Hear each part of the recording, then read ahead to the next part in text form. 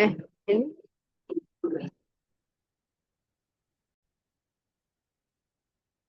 Bismillahirrahmanirrahim. Assalamualaikum warahmatullahi wabarakatuh. Oh, Saya Mardeli Anggraini, NPM 24 118 mahasiswa S2 Program Pascasarjana Fakultas Ilmu Hukum Universitas Bung Hatta Padang, dalam mata kuliah Sejarah Hukum, akan menyampaikan teori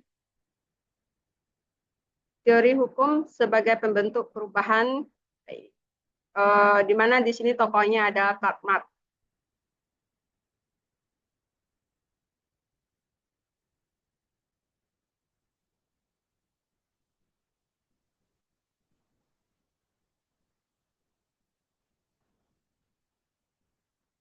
Baik, langsung saja saya membacakan materinya. Apa hubungan hukum dan perubahan sosial? Hukum dan perubahan sosial. Hukum berperan dalam membentuk dan mempengaruhi oleh perubahan sosial. Kontribusi hukum. Hukum berperan dalam memicu, mengarahkan, dan mengendalikan perubahan dalam struktur sosial yang ada. Latar belakang pemikiran Karl Marx pertama yaitu kritik kapitalisme, kedua materialisme historis, ketiga kesenjangan ekonomi, keempat eksploitasi buruh.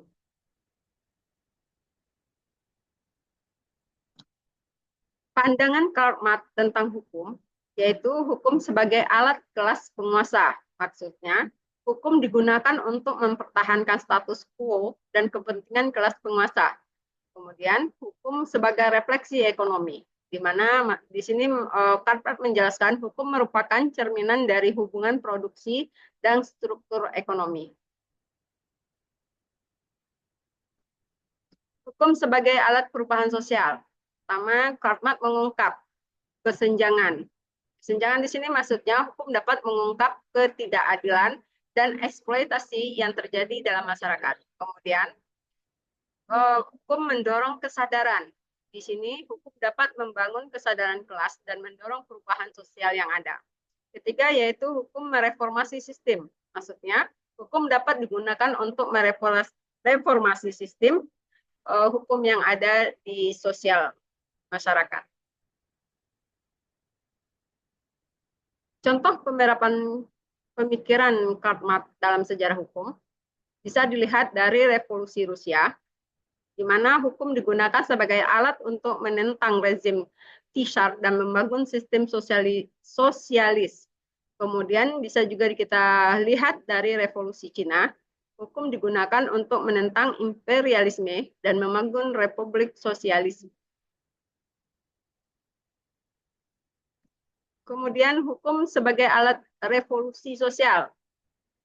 Maksudnya adalah start pertama menghapus sistem kapitalis, di mana hukum dapat digunakan untuk menghapus sistem ekonomi kapitalis yang eksploitatif.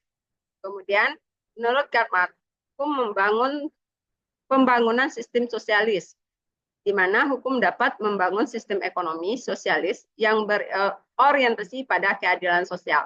Yang ketiga yaitu hukum penghapusan kesenjangan. Di sini hukum dapat menciptakan kesetaraan dan menghapus kesenjangan ekonomi yang terjadi di dalam masyarakat.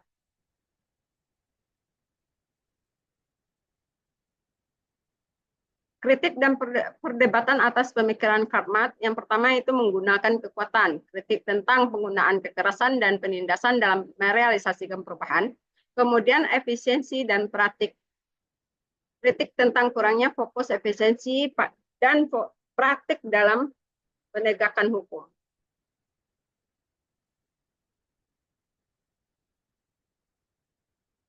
Relevansi teori Karl Marx pada masa kini, yang pertama itu dilihat dari kesenjangan. Masih terdapat kesenjangan ekonomi dan sosial yang mencolok. Kemudian, kedua, eksploitasi. Masih terjadi eksploitasi dan ketidakadilan di berbagai bidang.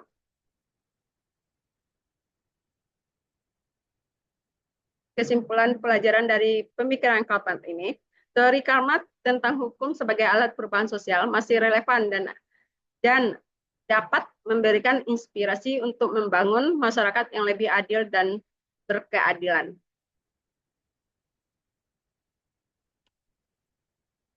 Demikian presentasi ya saya pada kesempatan ini. Untuk referensi mungkin bisa Bapak Ibu lihat nanti di slide-nya. Saya tutup dengan wabillahi taufiq wal hidayah. Wassalamualaikum warahmatullahi wabarakatuh.